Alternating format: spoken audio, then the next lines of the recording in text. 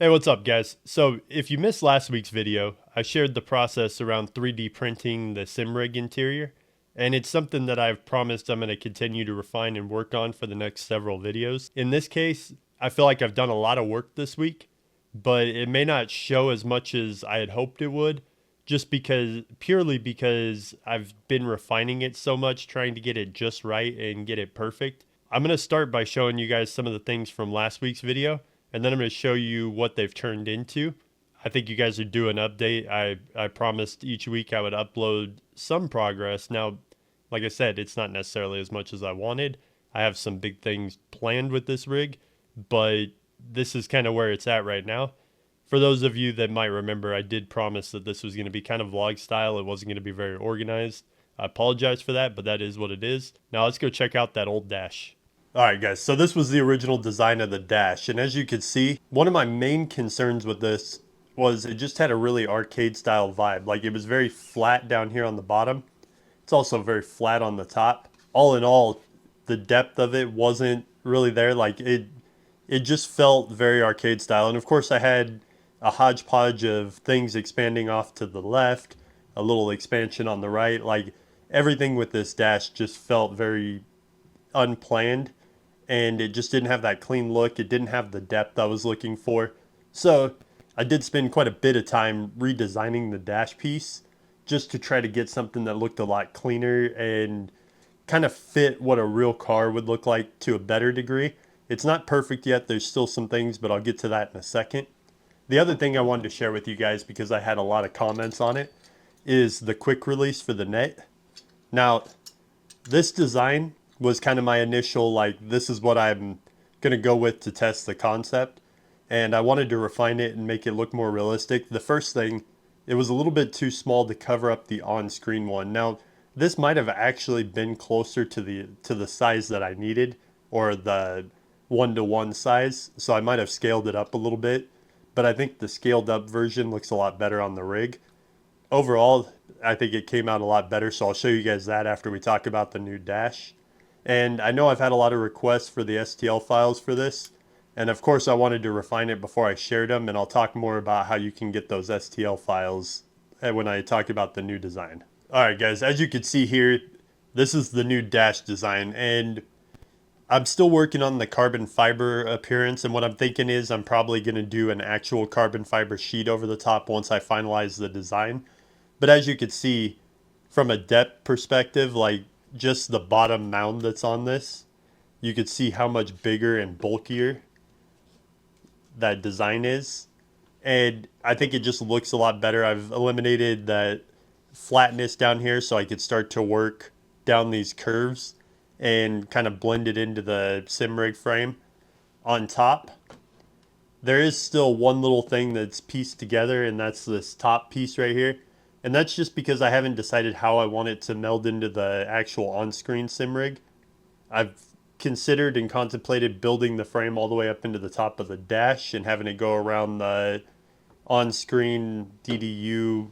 I've gone a lot of different ways with this, but for the time being, those just kind of help blend it into the screen a little bit, and you'll see when I put it on, it does make a bit of a difference. But looking at this, I added this end cap here that just kind of helps clean up the end and like finalize it so it doesn't have this like sharp cutoff. Obviously I had the air vent and stuff on there before, but it still had a really sharp cutoff look to it. It didn't look that refined. Everything about it now is more about the size that I think it should be to make it look more realistic and help with the overall feel. I was able to incorporate a proper start engine button. I'm still trying to figure out how I want to frame the middle, because I think that this gray area right here needs to be either carbon fiber or black. I'm kind of still working through what I want to do with that. I've tested a few things. I'm not quite there yet. But overall, I think this is a significant improvement over what I did last week. Also, with the new dash design, this was the old connection for my fan, because I do want to have a functional fan because it does get hot in the rig. And this required me to basically extend it back. So, like, there was a whole nother box attached to the fan box, and it had to go back really far to connect to the fan. And I was losing a lot of airflow, obviously, because the small diameter of this and just the way the air flowed through this little hole, it created so much back pressure and it just didn't work well.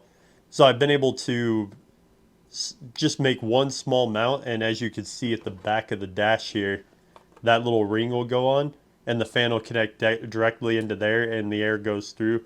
I'm not entirely sure that it's going to help with the airflow, but I'm hoping that it'll be a little bit better. I'm trying to do this in a clean style that looks good, but hopefully I'll still be able to get some airflow from it.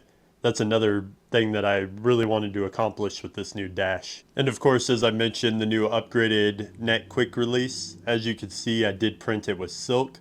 So let me get a little more light on it here. You can see it's got a nice shine to it. The blue shines like it's supposed to. The main cylinder got a proper red button, I think more appropriately sized on it. I probably could slow this down, have some ironing on the top, and get a little bit cleaner look on it. If you guys decide to print your own, there's definitely a few steps you could take to get it a little more refined.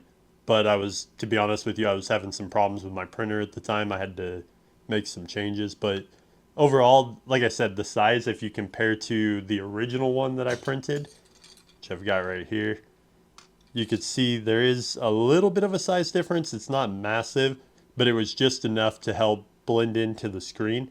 And I'm going to go ahead and install this in the dash and show you guys how it turned out. Now, I did say I was going to talk about the STL files. For those of you that have been asking for access to the STL files, I have already shared the STL files for the net quick release now that I've refined it and got it to a point where I feel like it looks a lot better.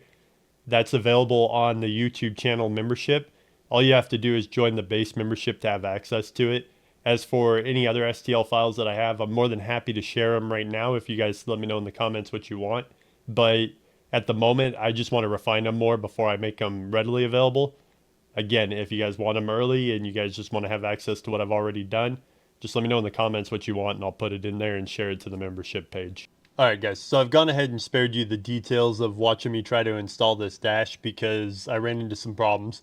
One of the biggest ones being that my fan connection didn't work out because the dash is too close to the monitor.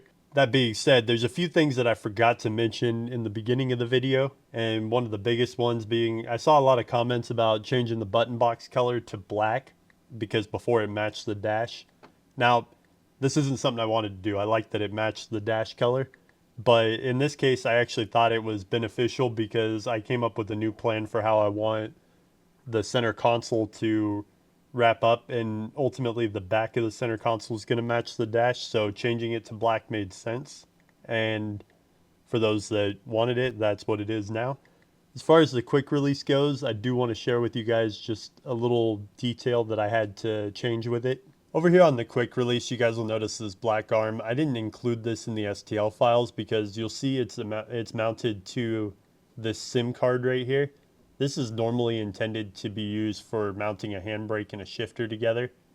I didn't end up needing it anymore, and I thought it would be a good option for extra mounting points. So I went ahead and used it. I don't expect most people are going to have this available. So you'll have to create your own arm anyways. If you guys want the file, I'll put it on there, but it's going to be, different for everybody. But ultimately what I did is created this notch right here for the blue part to drop into. I still need to heat it up to make it fit so I can bolt it in, but right now it's really solid just like that, so I haven't been too worried about it. One other modification that I made, and this one we're actually going to get to test when we do the POV in just a minute, is I did 3D print my own diffusers for up in the ambient lighting system.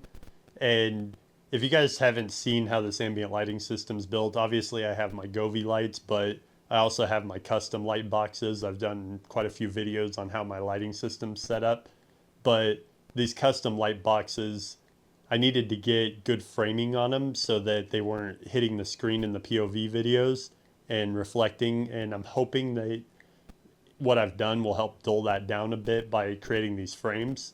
And the diffusers work a lot better than the previous version where I was basically using like the stick-on lens and it had gotten a bunch of fibers on it. It wasn't clean.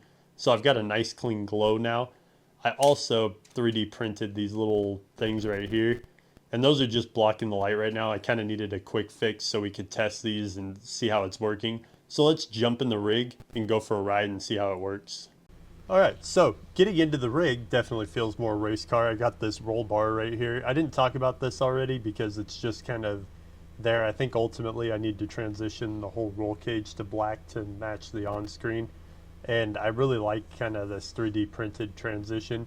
It's not right. I need to adjust the cutouts in it to get it to go flat up against the monitor. Right now it's actually twisted at an angle, but I kind of wanted to test the concept because it was feeling a little empty on this side. Lap timer wise, I want to go with design my own race logic lap timer to put in there, but trying to get a hold of the screen for it and everything is time consuming. Like I gotta find it, I gotta order it, wait for it to get here. But that's ultimately, like, there will be a race logic style lap timer here. And again, I still don't know if I want to continue into the dash, though. I feel like the blending's pretty good. Like, it's looking considerably better than last week's, and I feel like we're getting closer to the level of immersion I was looking for. Still have a lot of work to do in lower parts, but I definitely think the dash is a huge improvement. The quick release hides the old one, which I really like. It's hard to tell in the video whether, or without looking at the video, whether the fixes for the ambient lighting are better or not. You guys will have to judge that based on what I upload.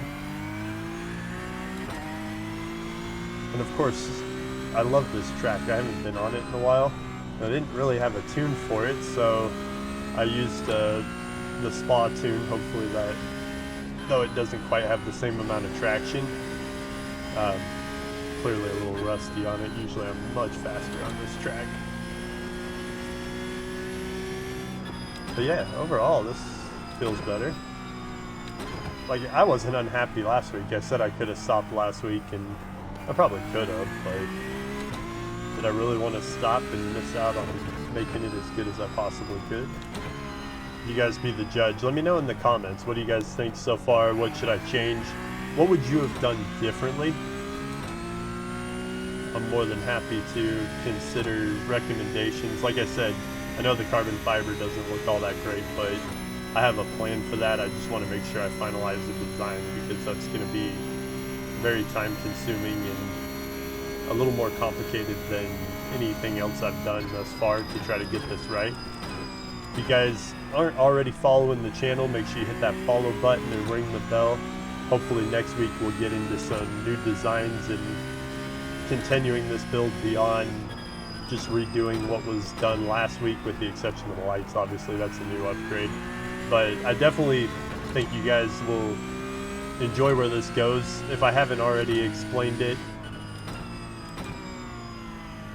the goal is complete 100% immersion. So there's still doors, there's still a new center console, there's so many things to work on still to make this thing 100%, and I'm fully committed to getting it there. So I'll see you guys next week. Again, let me know in the comments what you guys want to see done with the rig. Later, guys.